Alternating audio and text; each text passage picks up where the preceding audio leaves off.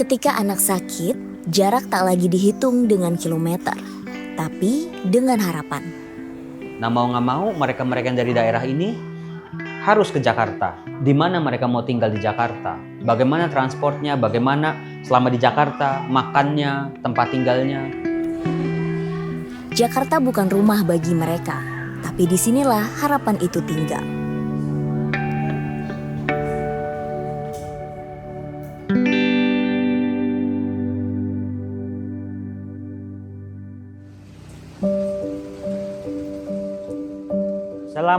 Selamat pagi semuanya. Udah makan belum? Siapa yang suka tinggal di RTS? Tunjuk tangan. Kamu. Anak-anak di sini happy semua ya, Romo? Ya, kebahagiaan adalah awal dari kesembuhan. Sakit boleh badannya, tapi jiwanya harus ceria. Ya Mail ya. Yang penting ceria, yang penting ketawa. Mereka pada sakit apa aja, Romo? Di sini kami menerima anak-anak dengan gangguan jantung bawaan, kemudian juga sindrom-sindrom yang lain, penyakit-penyakit seperti kanker juga, sejauh tidak menular. Kepada beta.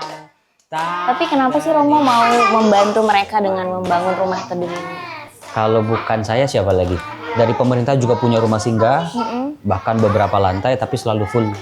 Selalu dibutuhkan rumah-rumah singgah untuk menampung mereka selama mereka berobat di Jakarta. Wah pinter, tepuk tangan buat Mail. Luar biasa. Rumah Teduh Suryo tidak muncul begitu saja. Ada perjalanan panjang sebelum akhirnya menjadi tempat singgah bagi banyak keluarga. Saya mengunjungi seorang anak sakit kanker di rumah teduh di belakang RSCM. Pulang dari situ saya langsung punya inspirasi. Mudah-mudahan suatu saat saya bisa punya rumah seperti ini juga. Perjuangannya seperti apa sih, kalau boleh? Saya pernah teriak di atas motor saya ketika saya cari rumah kontrakan. Tuhan, susah banget sih cari rumah kontrakan. Saya cuma mau bantu orang. Jadi waktu itu sekitar 24 rumah saya datengin karena dijual atau disewakan, semuanya gagal. Rumah ini itu terakhir kali Tuhan saya udah mau nyerah. Saya udahlah, nggak jadi. Tapi akhirnya jam 12 malam ada rumah di daerah Senen yang punya Romo kenal katanya. Coba hubungin. Saya hubungin, ternyata semuanya dibukakan jalan. Pas pertama kali ngelihat anak-anak datang ke rumah teduh itu apa yang Romo rasakan? Saya pikir punya rumah teduh seperti ini cuma nambahin kesibukan saya saja. Tapi ternyata saya salah. Saya justru belajar dari mama-mama pasien ini, dari para pasiennya sendiri. Mereka itu orang-orang hebat.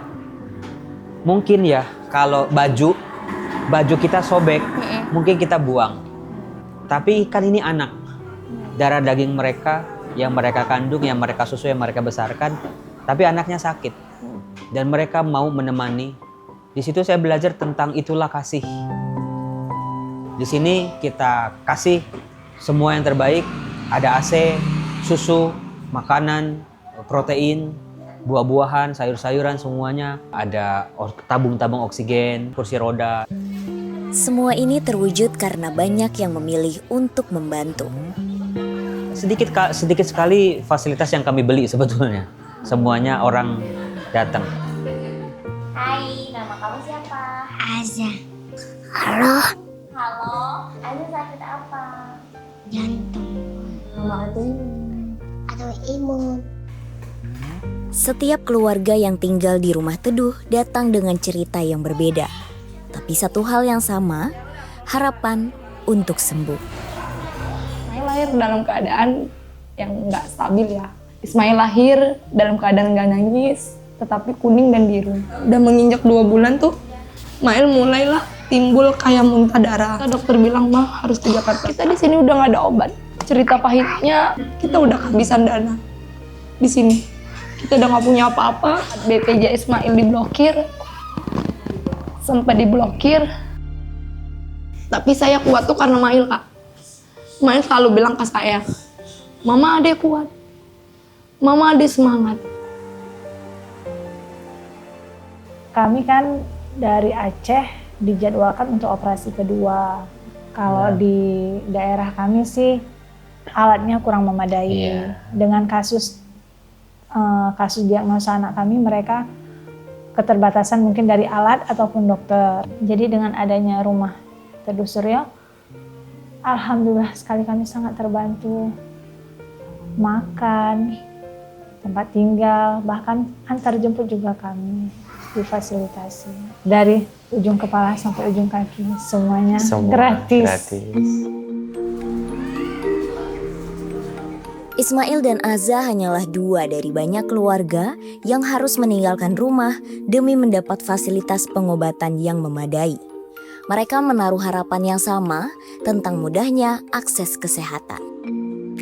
Tolong di daerah maupun dari Sabang sampai Merauke, buatlah fasilitas yang lengkap, yang tidak mengurangi biaya masyarakat dan membantu masyarakat. Harapan kami sih maunya setiap daerah yang nggak mesti di Aceh, setidaknya yang sanggup jangkauan kami sih ya, merata. Rumah singgah hadir sebagai jembatan, tempat sementara bagi keluarga yang harus datang jauh-jauh ke Jakarta. Saya percaya kebaikan itu tidak pernah berhenti. Pada diri orang-orang yang menerima kebaikan itu pasti akan berubah, akan mengalir dengan caranya ya sendiri-sendiri. Kindness is never stop, tapi terus bergulir.